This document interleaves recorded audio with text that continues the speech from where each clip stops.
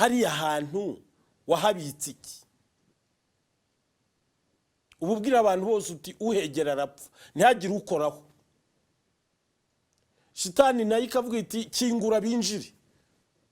Aho hantu hari urwo rugamba rumeze rutyo, urwanira na shitani, wowe uvuga uti ni mukinge, shitani nayo ivuga iti ni mukingure, habitse iki? Niki gihari? Nuko nibazaga mu mutima, kandi nabivugaga koko numva mbabaye, ko numvaga mbabajwe n'ukuntu uwo muntu ajya mu busambanyi kandi atabishaka. Ubuyobe, imitego n'ibitero bya Sekibi, Ububasha bwa muntu, urumuri rwa muntu, umutsindo, ubutabazi bw'abamarayika, ubucibwe bwa shitani, ubutabazi bw'abatagatifu, inyenga ku isi, muri umunyu w'isi, muri urumuri rw'isi. Bavandimwe, nkoramutima za Nyagasani, inshuti z'urumuri muri Kirisi TV, ba Kristo, bavandimwe, Kristo Yezu akuzwe. Uyu munsi nishimiye kongera kuganira namwe.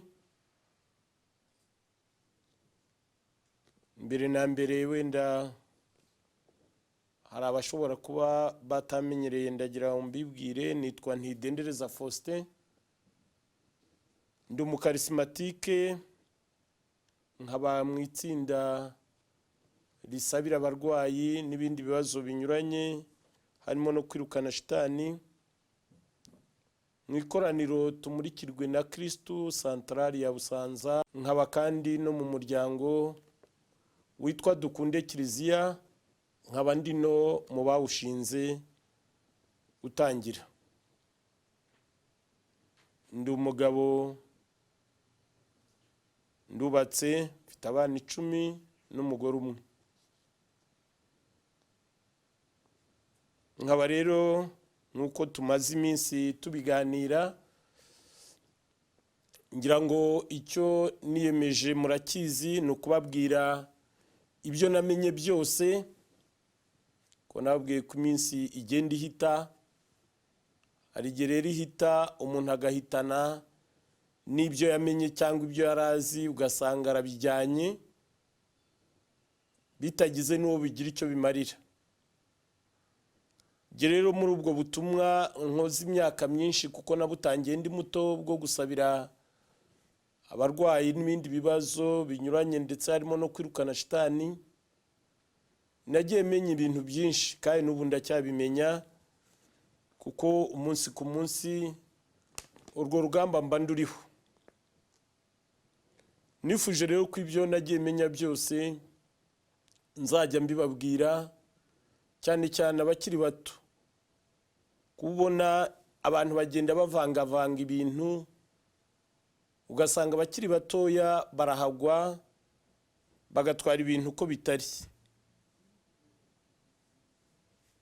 Ndagira ngo rero mbanze nshimire abavandimwe bahaye inkunga uru rubuga rwacu, urumuri muri Kirisi TV. Hari abagiye batega amatwi ibiganiro ndetse bakabigeza no ku bandi. Ndabashimira, kuko icyo gihe tuba dufatanije ubutumwa, kandi icyo duhamagarirwa na Kristo twemeye, twe aba Kristo. Umukristo bivuga uwa Kristo. Iyo turi benshi niyo mpamvu twitwa aba Kristo. Hari igihe wenda abantu bavuga ngo abakirisitu gusa, ukumva n'abakiri bato ntibumve neza, ariko ubundi turi aba Kristo. Nkuko umwana avuga ati ndi uwa kanaka, nabyawe na kanaka. Dufite rero ababyeyi batubyaye kubw'umubiri, ariko ku bwa Kristo, ku bwa roho twabyawe na Kristo, yatubyariye ku musaraba. Kubera rero ko turi aba Kristo, ubutumwa bwa Kristo turabufatanije. ndetse n'urugamba. Si ubutumwa gusa, nababwiye ko ari urugamba, kuko tugomba kurwana urugamba kugeza ubwo Sekibi tuzayirimbura ku isi. Isi ni yacu, Imana yari itugabiye. Abandi nabiyemeje kunsabira, n'ababajije ibibazo, n'abatanze ibitekerezo. Hari abantu benshi bagiye banyohereza ubutumwa rwose bambwira bati twebwe twiyemeje kugusabira, kubera yuko umurimo wiyemeje ukomeye wo guhangana na Sekibi no kumena amabanga yayo, bati twiyemeje kujya tugusabira rwose. Ndabashimira icyo gikorwa cyiza, bagikomeze, kuko ni uburyo nyine bwo gufatanya urwo rugamba. Amasengesho yabo ashobora kuba ari yatuma mvuga cyangwa mbona ibyo mvuga. Hari rero n'abatanze inkunga yo kwishyura abadufasha gufata ibiganiro, kubitunganya, kubisohora, nabyo urumva bifite icyo bisaba. Ndashimira rero abavandimwe bagiye bibwiriza rwose inkunga bakayitanga, ku buryo ntekereza ko wenda ubu mu minsi iri imbere bishoboka ko ugusohoka kw'ibiganiro bizagenda byiyongera, kuko twari tumenyereye ikiganiro kimwe mu cyumweru, ariko bishoboka yuko ubu bishoboka ko twajya dushyiraho ibiganiro bibiri, kandi ugasanga binafashe neza, binafatiye ahantu heza, kubera nyine iyo nkunga y'abavandimwe. Mwese rero Imana ibaha umugisha, kandi mwese dufatanije ubutumwa. Ntabwo ubutumwa ari ubwanjye gusa, nta butumwa bw'umuntu umwe bubaho. Mu butumwa buri wese aba afite icyo akora, abantu bakabufatanya, cyane cyane yuko ubutumwa bwa Yezu bwo nta nubwo wabukora wenyine, ntiwabishobora. Unanabigerageje waba wibeshye. By'akarenga rero ndetse by'akarusho, ndagira ngo nshimire cyane abavandimwe biyemeje, bafashe umwanzuro bakavuga bati tugiye kwinjira mu kugufasha kurwanya Sekibi. Nabo barahari, nubwo bataraba benshi ariko barahari. Barahari kandi mu bihugu binyuranye, barahari. Navuga nk'umuvandimwe wo muri Malawi, mu Bubiligi barahari, muri Denmark barahari, muri Suwede barahari, muri Amerika barahari. Bagenda bavuga bati rwose turumva natwe urwo rugamba twarujyamo, Sekibi tukayihashya. Kandi ntekereza nk'uko nabibabwiye ntangira, uko tuzagenda tuba benshi, uko tuzagenda turushaho kuyirimbura. Kandi birashoboka. Yezu Kristo yarabitwemereye avuga ati nimugira ukwemera, nimunyemera, muzakora nk'ibyo nakoraga ndetse n'ibirenzeho, kuko ngiye kwa Data. Ayo magambo ndayemera, kandi nawe wagombye kuyemera. Kuba umukristo bivuga undi Kristo. Ngo imfizi y'intama ikondagaza nka se.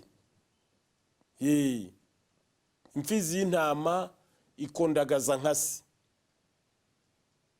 Ni ukuvuga ngo rero niba turi abakristo, Kristo akaba mu mirimo yakoze hano ku isi, wa mbere wari uwo gukiza abarwayi, uwa kabiri wari uwo kwirukana roho mbi. Imigato banza yarayitubuye rimwe, hari niba ari rimwe niba ari kabiri simbizi, ariko imirimo yakoze cyane, urebye imirimo ye ya buri munsi, kwari gukiza abarwayi no kwirukana roho mbi. Ku buryo rero iyo mirimo niyo twagombye kwibandaho twebwe abamwemeye, kugira ngo wa murimo yatangiye tuwukomeze, isi ibona amahoro, kandi koko abakristu duhagurukire rimwe isi yabona amahoro. Hari rero n'umuvandimwe wabajije ikibazo, wenda abandi bagiye bavuga ibyoroheje bigahita binasubizwa cyangwa se bagatanga inyunganizi, ariko iki kibazo nashatse kugisubiza muri rusange ko nabonaga gisa nkaho kiri mu bibazo byibazwa n'abantu benshi, kuko hari igihe umuntu abaza ikibazo ariko ukumva atari icye wenyine, kumva hari n'abandi bashobora kuba bafite ikibazo nk'icyo. Biba byiza rero bene ibyo bibazo nzajya mbisubiriza hamwe, nzajya mbisubiriza mu kiganiro kugira ngo buri wese abisobanukirwe. Hari umuvandimwe witwa Mukaramba Veneranda wabajije ati, abatinganyi bavuga ko ariko baremwe, ariko Imana yabaremye, ko nta kindi babikoraho, ngo ntibashobora gusabana n'abo badahuje igitsina. Nibyo koko niko babivuga, nanjye hari abo twagiye duhura, yaba ari umukobwa cyangwa ari umugore akakubwira ati numva rwose umugabo ntamwiyumvamo, cyangwa yaba ari umugabo cyangwa ari umusore akakubwira ati rwose numva umugore cyangwa umukobwa ntacyo bambwiye, ariko iyo mbonye umugabo mugenzi wanjye numva aribwo nezerewe. Kugira ngo rero twumve ibi bavandimwe, ntitugatwara ibintu mu kigare, tumenye yuko urugamba turimo n'urw'Imana na shitani. Icyo tucyumvikaneho, turi ku rugamba rw'Imana na shitani. Wabishaka utabishaka, kuri iyi si hari abasirikari bari mu ngabo za shitani, hari n'abari mu ngabo z'Imana. Wabimenya utabimenya, umunsi ku munsi urarwana, isaha ku isaha urarwana.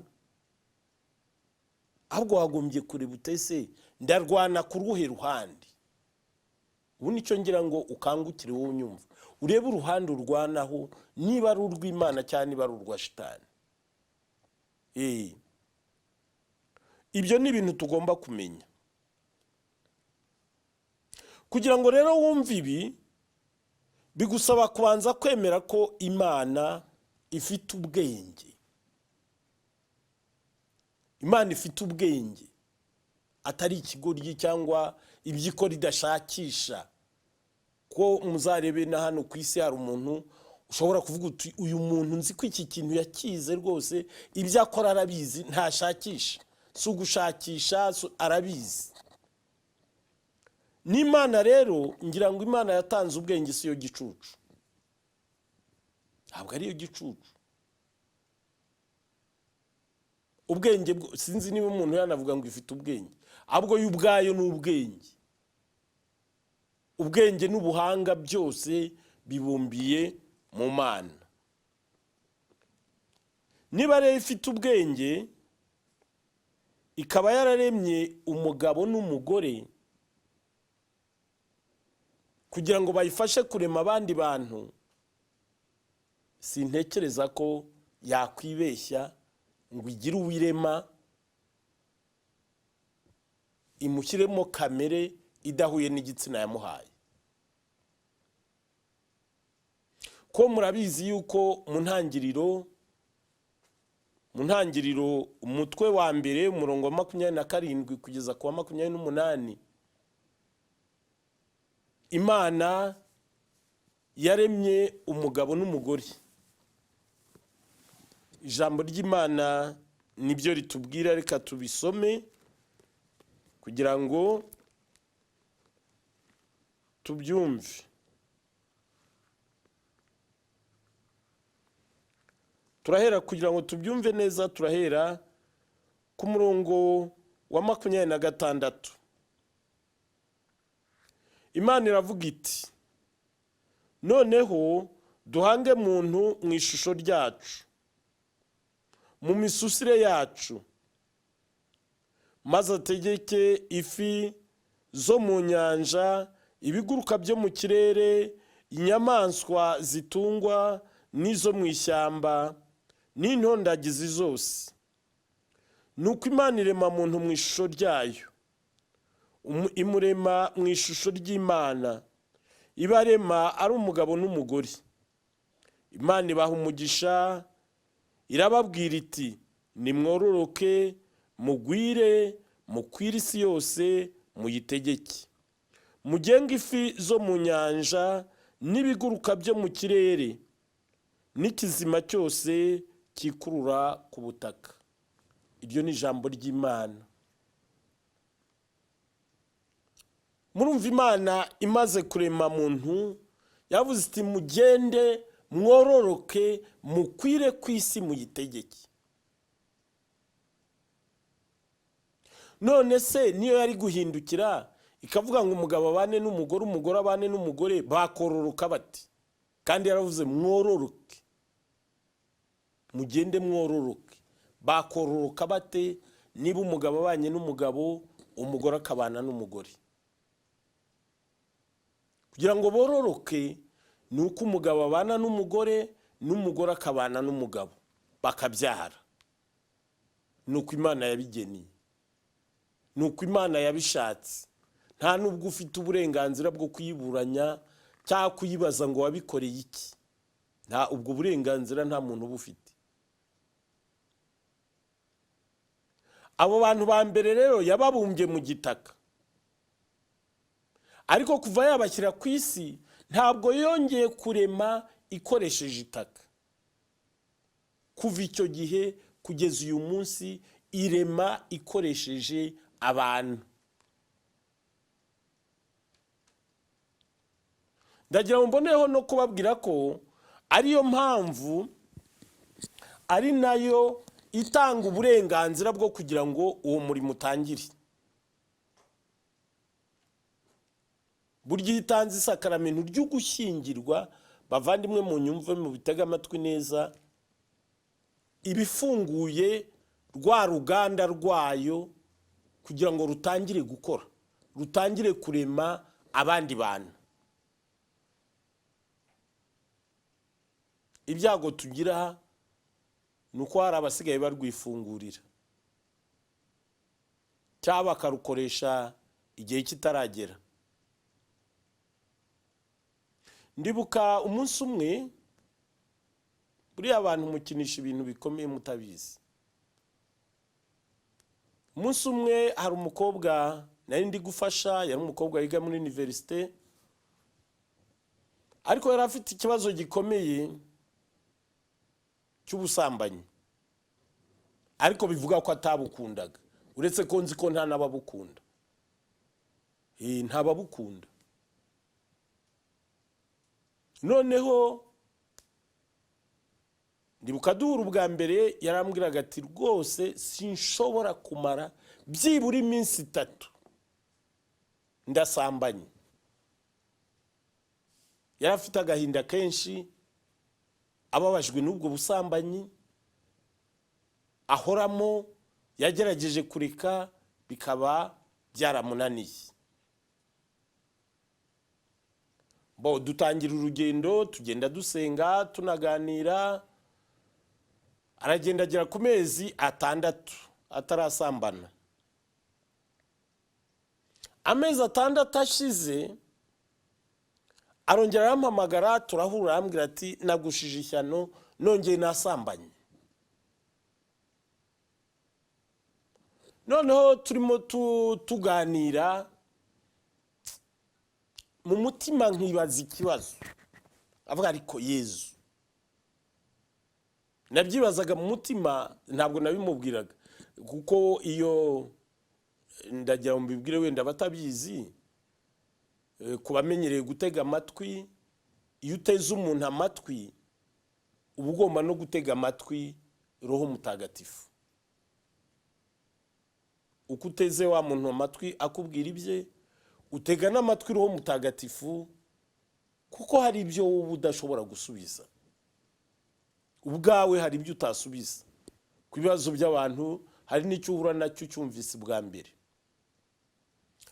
Uko rero yambwiraga, njye mu mutima wanjye nabazaga Yezu, mvuga nti ariko se Yezu, hariya hantu wahabitse iki? Ububwira abantu bose uti uhegera arapfa, ntihagire ukoraho. Shitani nayo ikavuga iti kingura binjire. Aho hantu hari urwo rugamba rumeze rutyo, urwanira na shitani, wowe uvuga uti ni mukinge, shitani nayo ivuga iti ni mukingure, habitse iki? Niki gihari? Nuko nibazaga mu mutima, kandi nabivugaga koko numva mbabaye, ko numvaga mbabajwe n'ukuntu uwo muntu ajya mu busambanyi kandi atabishaka. Igitekerezo cyanjemo, natekereje nyine ko ari igisubizo mpawe na Roho Mutagatifu. Numva mu mutima wanjye igitekerezo cyaje kivuga ngo ntabwo wari uzi ko ari uruganda rw'Imana. Nahise mpindukira ndeba wa mukobwa, ndamubwira niko wa mukobwa, uzamahana ukora? Ati biti, urafata uruganda rw'Imana ukarutegeza shitani ngo ujye gupirata?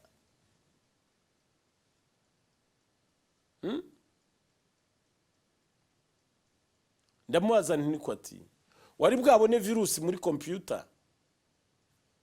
Ati narayibonye. Ibigenzi ite? Ati genda yica amadokima yose. Nabwo rero ibyo nibyo urimo ukora. Kurwo ruganda Imana yaruremeye wenda kuzavamo abayobozi, abapadiri, abasenyeri, abayobozi b'igihugu. None wowe urarutegeza shitani kajya gupirata, ejo uzasange shitani yarapirasemo abajura, indaya, abicanyi n'ibindi bibi byose, kubera yuko utaretse nyirarwo waruremye ngo azageze igihe cyo kurufungura rukora umurimo warwo. Twaraganiriye, shitani yaje gutsindwa burundu, umukobwa rwose ikibazo kirakemuka. Icyo rero nagira ngo mvuge nuko tuba dukwiriye kwitonda tugatekereza, kuko Imana tuyifata nkaho ikora ibyo tuyibwiye, cyangwa iby'ubwenge bwacu butumva tukumva ko Imana itabishobora. Nicyo kibazo dufite. Imana tugenda tuyipima ku bwenge bwacu, kandi ntabwo bishoboka. Ubwenge bwacu se nubuhi wapima ku bwenge bw'Imana? Ntabwo rero Imana ishobora kurema ityo. Icyo nicyo nabwira umuvandimwe wabajije icyo kibazo. Ntabwo Imana ishobora kurema ityo. Imana kuva mu ntangiriro yaremye umugabo n'umugore, kandi bategeka ko kubana ngo bororoke. Iyo bahawe isakaramentu ibabwira ko batakiri babiri, ahubwo babaye umwe. Babaye umwe. Nk'uko Imana Data na Mwana na Roho Mutagatifu ari Imana imwe, umugabo, umugore n'abana nabo bagomba kuba umuntu umwe. Ibyo mbisubiramo kenshi kuko nzi ko bitarumvikana, ariko wenda amaherezo bizumvikana, ko nemera yuko Imana ishobora byose. Wenda hari umuntu wakwihandagaza akavuga ati Imana yaribeshye irema umuntu ityo. None se muvandimwe unteze amatwi, Imana iribeshya? Imana iribeshya? Ntabwo bibaho. Imana ntiyibeshya. Imana ikora ibintu kuri gahunda kandi ikabikora neza.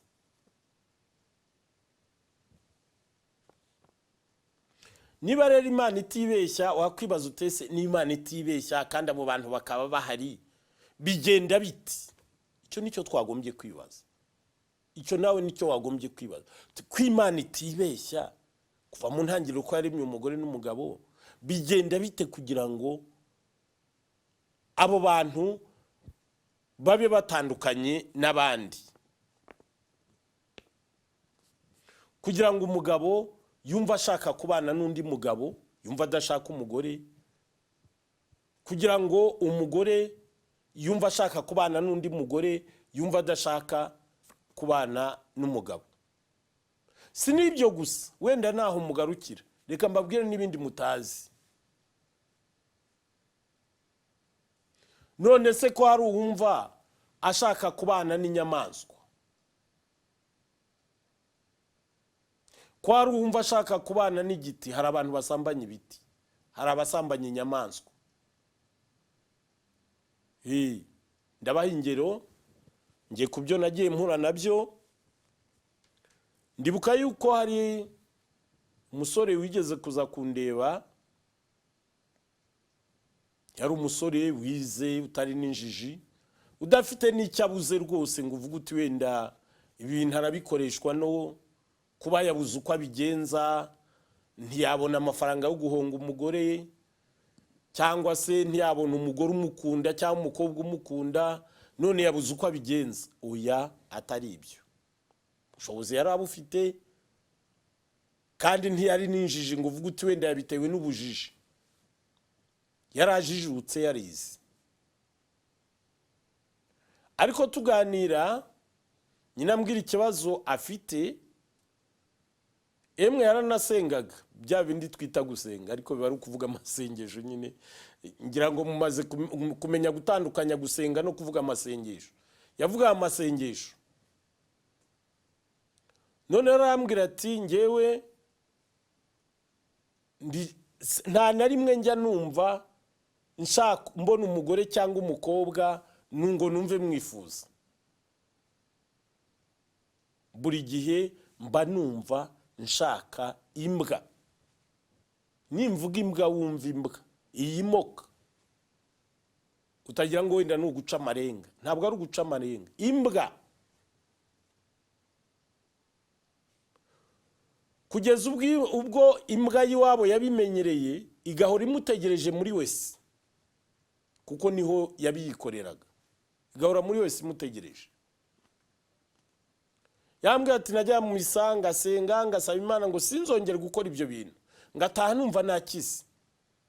Ariko nagera mu rugo, hashira nk'isaha imwe cyangwa abiri, nkumva biranze, ngahaguruka nkajya kureba ya mbwa yanjye. Imbwa nayo yarabimenyereye rwose, yarabitoye, yaranezerewe.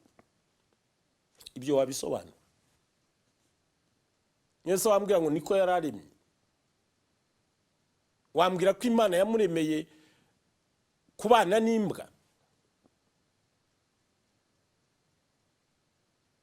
Ariko Imana ishimwe, kuko twakoze isengesho arakira.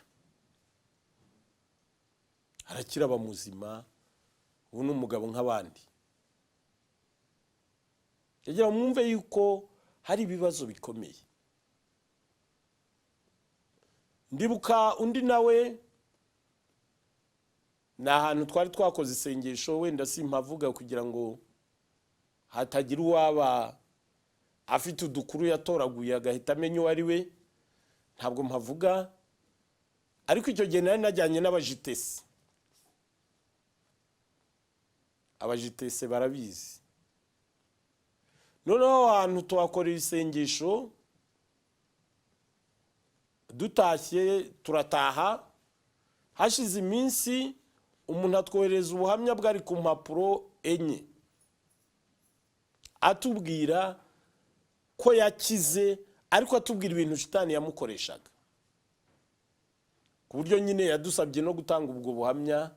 Turamwangira, turavuga ngo yawe shimira Imana gusa, kuko hari ubuhamya bundi buba butagomba kujya ku mugaragaro, kuko umuntu ni ikiremwa gikomeye Imana yahaye agaciro, ntabwo wajya kumwandagaza. Buryo ubuhamya bwandagaza, muzajye mumenya ko budakomoka ku Mana.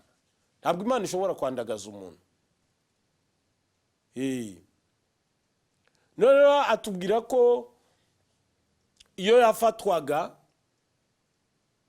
niba ari umwana wa mushiki uraho yafataga uwo, niba ari umuturanyi yafataga uwo, niba ari ihene yafataga iyo, niba ari imbwa niyo, niba ari mbese ikintu kiri hafi ye cyo icyabaga kiri hafi ye yahitaga afata icyo.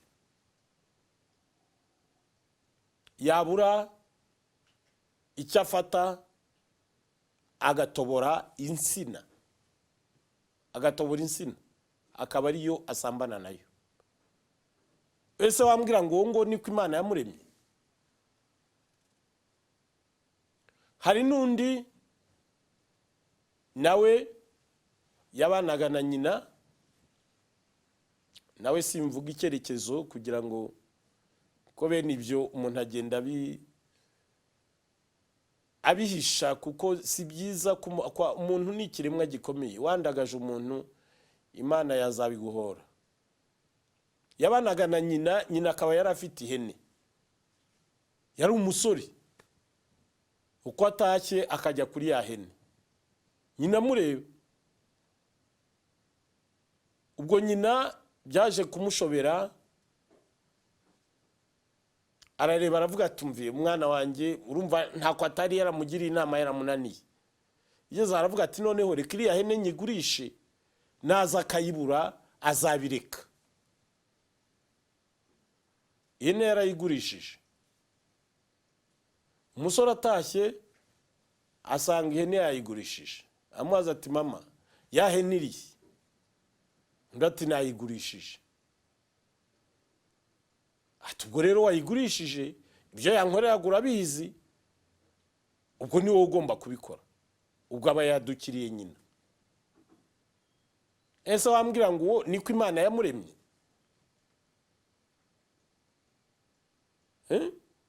Hari n'abandi bagenda bagasambanya igiti. Wambwira ngo niko Imana yabaremye? Abikinisha bo ntibabarika. Nzi benshi, namwe murabazi, n'ufite umugore ntashimishwe no kuryamana n'umugore we, agashimishwa no kwikinisha.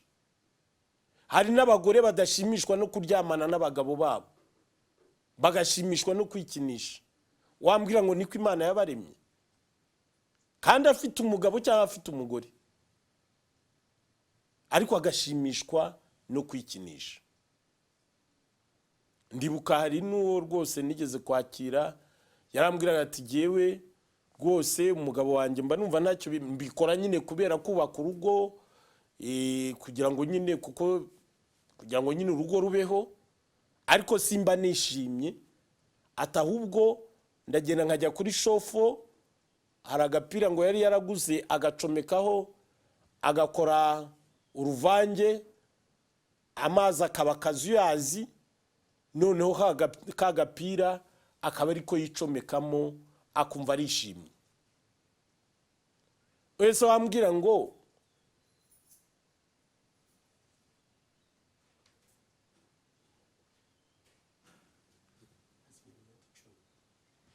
uwo nguwo niko Imana yamuremye? Tujye dutekereza ibintu tubirebe. Yego simbarenganya, ntabwo mubizi, ariko ntabwo Imana ishobora kurema ityo, ntabwo bibaho. N'abandi rero ntabwo ariko Imana yabaremye.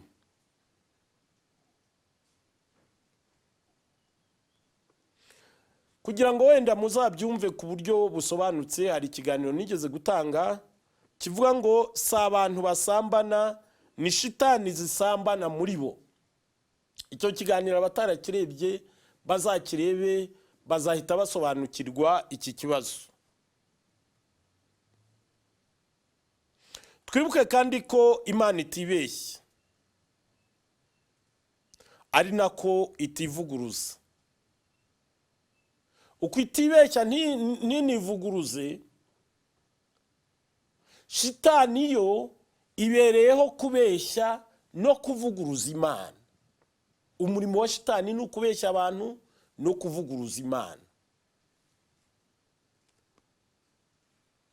Imana yaba yarakuremye uri umugabo, ikakumvisha ko ushobora kuba umugore, shitani ikakumvisha ko ushobora kuba umugore. Imana yaba yarakuremye uri umugore, shitani ikakumvisha ko ushobora kuba umugabo. No mu bitekerezo no mu mikorere biri, ndetse no mu bisenya ingo zacu. Shitani kumvisha umugore ko nawe umugabo ntacyamurusha, nawe ashobora kuba umugabo. Si ukwiga nanjye narizi, si umushahara nanjye ndahembwa, si ibiki nanjye ndabifite, icyo unkangisha ni iki? Umugore nawe, umugabo nawe, shitani ikamwumvisha ko ashobora kuba umugore, akajya hakaregeza ntamenye inshingano z'urugo.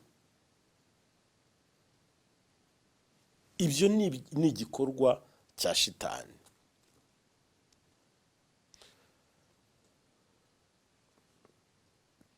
Twibukiranye rero ko shitani itarema. Icyo nicyo tugomba kumenya. Ntabwo shitani irema, ahubwo shitani ifata iby'Imana yaremye ikabicurika.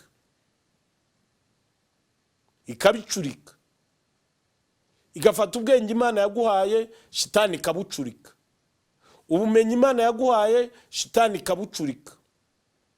Ubuhanga Imana yaguhaye, shitani ikabucurika. Imibereho Imana yakugeneye, shitani ikayicurika. Niba warumvise ubuhamya bwa Eric, wumvise ko shitani ishobora gufata roho y'umuntu ikayifungira ahantu, wa mubiri we ikawushyiramo roho yayo. Niba utarabwumva uzabwumve kuko buriho. Uko rero ni kwikora ku batinganyi. Ibyo ngiye kubabwira mbifitiye ubuhamya. Igira gutya, niba wari umugabo ikagushyiramo, iyo imaze kugutwara roho iyifungiye ikuzimu, ikagushyiramo igishitani cy'ikigore. Aho kugira ngo wumve ushaka umugore, ukumva ushaka umugabo, ukibwira ko ari wowe, kandi ari icyo gishitani kiri muri wowe cy'ikigore gishaka abagabo. Ba bagabo ntabwo ari wowe musambana, basambana na cya gishitani cy'ikigore kikurimo. Niba uri umugore, shitani ikagutwara roho ikagushyiramo igishitani cy'ikigabo. Ba bagore musambana basambana na cya gishitani cy'ikigabo kikurimo. Ugahora nyine wumva ushaka abagore, ariko mu by'ukuri si wowe ubashaka, niyo shitani kurimo iba ibashaka. Nagira ngo rero tujye tureba, kandi abo bantu twe kubacira imanza kuko baba barwaye, ahubwo tubasabire. Kuko icyo gishitani ukirukanye, wa muntu icyo gihe akomeza ubumuntu bwe. Niba yari umugore agakomeza kuba umugabo, agakomeza kuba umugore. Niba yari umugabo agakomeza kuba umugabo. Abafite rero icyo kibazo babishatse bakira, kuko bakwegera babafasha gusenga, bakabirukana muri iyo shitani, bagakomeza ubuzima bwabo, kandi ni ibintu byoroshye. Reka rero dusoze n'isengesho rigufi kugira ngo Nyagasani akomeze kuduha imbaraga n'ububasha. Ku izina ry'Imana Data na Mwana na Roho Mutagatifu, amina. Mubyeyi wacu Bikira Mariya, urabizi ko turi abanyantege nke, tutazi gusenga. Tugutuye rero abana bawe shitani yakuye mu murongo w'uburyo baremwe, kugira ngo basabire bongere basubire ku murongo. Tugutuye intege nke zabo kugira ngo basabire imbaraga. Mubyeyi w'impuhwe Bikira Mariya, ndagutumiye kugira ngo uze dufatanye kurimbura sekibi mu bana bawe, tuyimeneshe tuyirohe mu nyenga y'umuriro. Izina rya Yezu rihabwe ikuzo mu ijuru, ku isi n'ikuzimu baripfukamire. Nyagasani Yezu Kristo Nyirimpuhwe, ndakwinginga ngo urambure ikiganza cyawe ku bana bawe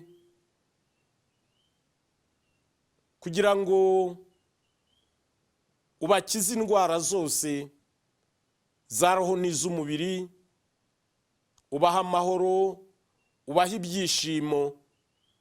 Abo sekibi yari yaragize ingwate ubabohore, abo sekibi yari yaragize ingaruzwa muheto ubabohore. Ndagusaba kugira ngo ubakize ibikomere byose, ubakize agahinda, ubakure mu mwijima, ubashyire mu rumuri. Ndakwinginga Nyagasani ngo utange itegeko kugira ngo abana bawe sekibi yari yaraboheye mu kuzimu babohorwe, bagaruke mu buzima bwabo kugira ngo baguheshe ikuzo. Ndagusanga ububasha bwawe butumanukireho, maze mu izina ryawe twirukane sekibi, tuyimeneshe tuyirohe mu nyenga y'umuriro. Izina ryawe rihabwe ikuzo mu ijuru, ku isi n'ikuzimu baripfukamire. Sekibi, mu izina rya Yezu Kristo ndakwirukanye, uve mu bana b'Imana ujye mu nyenga y'umuriro. Mu izina rya Yezu Kristo ndakwirukanye, bavemo ujye mu nyenga y'umuriro. Yezu Kristo yaragutsinze. Yezu yagutsindiye mu butayu, Yezu yagutsindiye mu murima w'imizeti, Yezu yagutsindiye ku musaraba. Yezu yaduhaye ububasha bwo kugutsinda mu izina rye. Shitani uri we wese, waba nyabingi, waba ryangombe, waba bazimu, waba ibitega, amahembe, waba magini, waba barangi, waba kanyaga, mwikorezi, waba zunguruka, waba ndwara, waba gitero, waba gitwaro, waba ububasha bwo mu kuzimu, waba ububasha bwo mu nyenga, icyo uri cyo cyose ndagutegetse mu izina rya Yezu Kristo wagutsinze, bavemo ugende ujye mu nyenga y'umuriro. Ububasha bwawe bwabatezaga ubusambanyi ndaburimbuye mu izina rya Yezu Kristo. Ububasha bwawe bwabatezaga ubutinganyi ndaburimbuye mu izina rya Yezu Kristo. Shitani zabasambaniragamo ndazirimbuye mu izina rya Yezu Kristo. Shitani zabasambaniragamo ndazirimbuye mu izina rya Yezu Kristo. Genda ujye mu nyenga y'umuriro sekibi.